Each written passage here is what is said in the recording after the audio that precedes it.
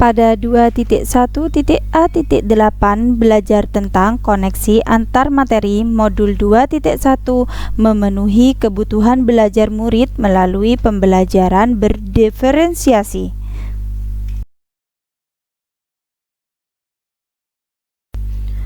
Menurut author Overderhead, semua pengetahuan terhubung semua pengetahuan lainnya. Yang menyenangkan adalah membuat koneksinya. Assalamualaikum warahmatullahi wabarakatuh. Salam dan bahagia guru hebat Indonesia. Jumpa kembali dengan saya Nurhayati, calon guru penggerak angkatan 9 dari SMA Negeri 1 Tongas, Probolinggo. Dalam pendidikan guru penggerak, saya didampingi oleh fasilitator Ibu Nurhasanah Ratna Juwita SH/SPD dan pengajar praktik Ibu Indri Oksari Handayani SPD SD. Pada kesempatan kali ini saya akan menyampaikan koneksi antar materi modul 2.1 tentang pembelajaran berdiferensiasi. Nah, apa itu pembelajaran berdiferensiasi? Pembelajaran berdiferensiasi adalah pembelajaran di mana guru menggunakan berbagai metode pengajaran untuk memenuhi kebutuhan individu setiap siswa sesuai dengan kebutuhan mereka. Kebutuhan tersebut dapat berupa pengetahuan yang ada, gaya belajar, minat, dan pemahaman terhadap mata pelajaran. Ada 3 strategi diferensiasi diantaranya. Yang pertama, diferensiasi konten, yang mana terkait dengan materi ajar yang disampaikan kepada murid, media konkret dan abstrak, memastikan murid dapat mengakses materi sesuai gaya belajarnya. Diferensiasi proses, terkait dengan pemahaman murid, memaknai materi yang dipelajari dengan cara kegiatan berjenjang, pertanyaan pemandu atau tantangan, membuat agenda individual, memvariasikan lama waktu, pengembangan kegiatan bervariasi, menggunakan pengelompokan yang fleksibel. Ketiga, diferensiasi produk, terkait dengan tagihan pembelajaran atau hasil karya pekerjaan murid atau sesuatu yang ada wujudnya. Lantas, bagaimana pembelajaran berdiferensiasi dapat dilakukan di dalam kelas? Pembelajaran berdiferensiasi dapat dilakukan di kelas dengan 6 langkah. Yang pertama, menetapkan tujuan pembelajaran dengan jelas atau sesuai dengan KD dan indikator. Yang kedua, menyusun rancangan pelaksanaan pembelajaran sesuai dengan hasil asesmen awal. Yang ketiga, mengetahui dan merespon kebutuhan belajar murid berdasarkan kesiapan belajar, minat, atau profil belajar murid. Yang keempat, menciptakan suasana kelas yang berbudaya positif dalam proses pembelajaran. Yang kelima, melaksanakan penilaian yang berkelanjutan. Dan yang terakhir adalah melakukan refleksi secara rutin akan proses pembelajaran yang terlaksana serta tindak lanjutnya. Menurut Bapak Ibu guru hebat, bagaimana pembelajaran berdiferensiasi dapat memenuhi kebutuhan belajar murid? Pembelajaran berdiferensiasi dapat memenuhi kebutuhan belajar murid dan membantu mencapai hasil belajar yang optimal. Nah, pembelajaran berdiferensiasi dapat memenuhi kebutuhan belajar murid karena guru mempertimbangkan kebutuhan belajar murid yang dapat dikategorikan dalam bentuk kesiapan belajar, minat, atau profil belajar murid dalam menyusun rencana pelaksanaan pembelajaran. Pembelajaran berdiferensiasi juga bersifat proaktif atau dinamis, berakar pada penilaian yang berkelanjutan, dapat menggunakan berbagai pendekatan yang sesuai dengan keragaman murid, dan tak kalah penting berpusat pada murid. Oleh karena itu, proses pembelajaran berdiferensiasi akan membantu murid dalam mencapai hasil belajar optimal dengan mempertimbangkan keragaman murid dalam menguasai tujuan pembelajaran yang telah ditetapkan. Manfaat pembelajaran berdiferensiasi. Yang pertama, pertumbuhan yang sama bagi semua siswa. Pada prinsipnya, pembelajaran berdiferensiasi diadopsi untuk mendukung setiap siswa dalam perjalanan belajar.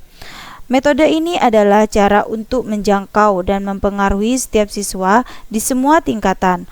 Oleh karena itu, secara individu, seorang guru harus dapat meningkatkan minat siswa dalam proses belajar dan mengarahkan mereka untuk mewujudkan potensi belajar mereka secara optimal.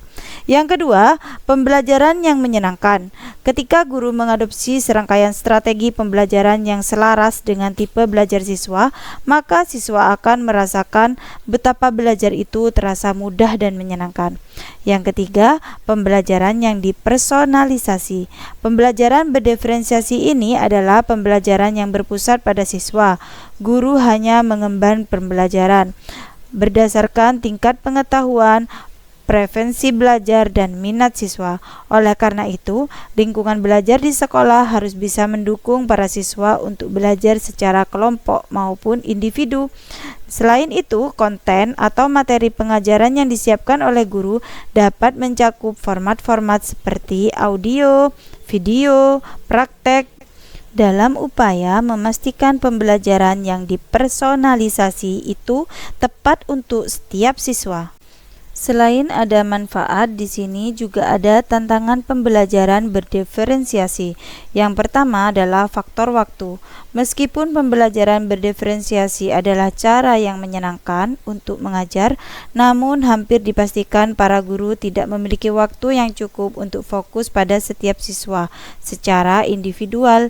Hal ini karena setiap sekolah sudah mengalokasikan waktu untuk setiap guru dan mata pelajarannya masing-masing.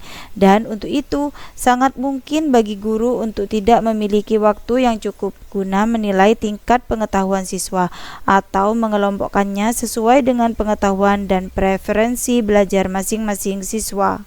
Tantangan yang kedua yaitu tekanan tinggi. Implementasi pembelajaran berdiferensiasi ini melibatkan banyak proses, mulai dari pra-penilaian hingga penilaian berkelanjutan, mulai dari perencanaan konten hingga proses pengajaran, dan lain-lain. Hal ini tentu saja dapat membuat guru merasa kewalahan. Selain itu, guru juga harus melayani para siswa baik secara individual maupun kelompok. Kondisi seperti ini tidak mungkin dilakukan oleh guru dengan jumlah siswa yang begitu banyak di kelasnya. Selanjutnya, bagaimana saya melihat kaitan antara materi dalam modul ini dengan modul lain di program pendidikan guru penggerak.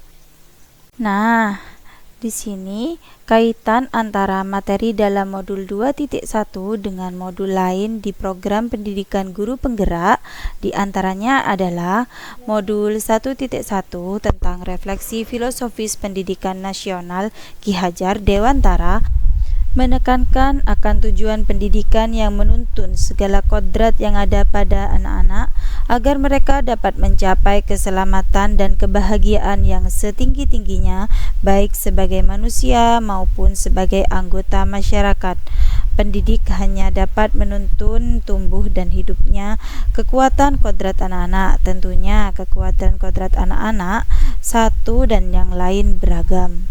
Pembelajaran berdiferensiasi merupakan salah satu cara yang masuk akal untuk menumbuh kembangkan kekuatan kodrat anak ini dengan memperhatikan kebutuhan belajar murid menurut kesiapan belajar, minat belajar, dan atau profil belajar murid dengan mengedepankan pembelajaran yang berpihak pada murid. Dengan berpijak pada setiap murid adalah individu yang unik dan memiliki tantangan dan potensinya masing-masing. Pembelajaran berdiferensiasi dapat membantu murid dalam mencapai tujuan pembelajaran yang telah ditetapkan dengan cara yang sesuai dengan mereka. Keterkaitan modul 1.2 tentang nilai dan peran guru penggerak, di mana seorang guru diharapkan memiliki nilai guru penggerak mandiri, reflektif, kolaboratif, inovatif, serta berpihak pada murid. Nilai-nilai ini diharapkan terus tumbuh dan dilestarikan dalam diri seorang guru penggerak. Kelima ini saling mendukung satu dengan lainnya dan tentunya diharapkan menjadi pedoman berperilaku untuk seorang guru penggerak. Guru dalam menerapkan pembelajaran berdiferensiasi sadar ataupun tak sadar telah mengejawantahkan nilai-nilai guru penggerak. Sebagai gambarannya, nilai mandiri di mana guru menyusun perangkat RPP berdiferensiasi, nilai reflektif di mana guru melaksanakan asesmen awal dan hasil refleksinya menjadi akar dalam merancang RPP, nilai kolaboratif di mana guru dapat berkolaborasi dengan rekan CGP dan rekan sejawat dalam mempersiapkan pembelajaran berdiferensiasi yang ideal, nilai inovatif untuk melaksanakan proses pembelajaran berdiferensiasi. Guru dituntun untuk berinovasi baik dalam menyediakan media pembelajaran atau penilaian kreatif dan menyenangkan, serta berpihak pada murid, di mana pembelajaran berdiferensiasi merupakan respon guru akan keberagaman murid yang memiliki kebutuhan belajar yang beragam pula. Sementara itu, kaitan pembelajaran berdiferensiasi dengan peran guru penggerak yaitu menjadi pemimpin pembelajaran, di mana berperan sebagai pemimpin yang berorientasi pada peserta didik dengan memperhatikan segenap aspek pembelajaran yang mendukung tumbuh kembang peserta didik, salah satunya melalui pembelajaran berdiferensiasi, menggerakkan komunitas praktisi di mana guru dapat berbagi pembelajaran berdiferensiasi dalam komunitas praktisi, menjadi coach bagi guru lain, di mana guru dapat memberikan pendampingan terhadap guru lain dalam melaksanakan pembelajaran berdiferensiasi yang merupakan hal baru dalam kurikulum Merdeka. Mendorong kolaborasi di mana guru dapat berkolaborasi dengan guru lain untuk melaksanakan pembelajaran berdiferensiasi dan mewujudkan kepemimpinan murid, di mana dalam proses pembelajaran berdiferensiasi murid dapat menumbuh kembangkan kepemimpinan dalam diri dan pembelajaran secara mandiri atau kelompok pada diferensiasi proses utamanya. Kaitan modul 1.3 tentang visi guru penggerak menjadi sebuah acuan penting dalam melangkah dan berperan dalam memberikan pendidikan dan pengajaran kepada peserta didik. Dalam menyusun visi, guru pastinya memiliki beberapa pertimbangan dan latar belakang yang mana bertujuan untuk murid, dan murid.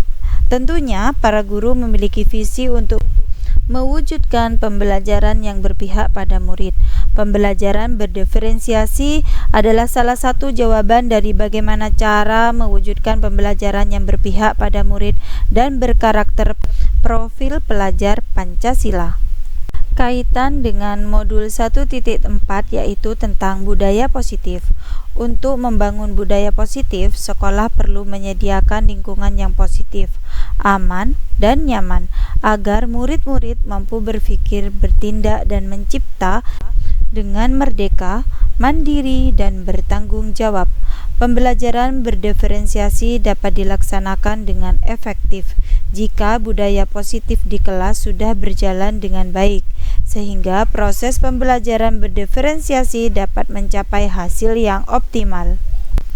Terima kasih telah menyaksikan. Semoga modul 2.1 tentang koneksi antar materi ini bermanfaat untuk kita semua. Salam guru penggerak. Sampai jumpa di modul berikutnya.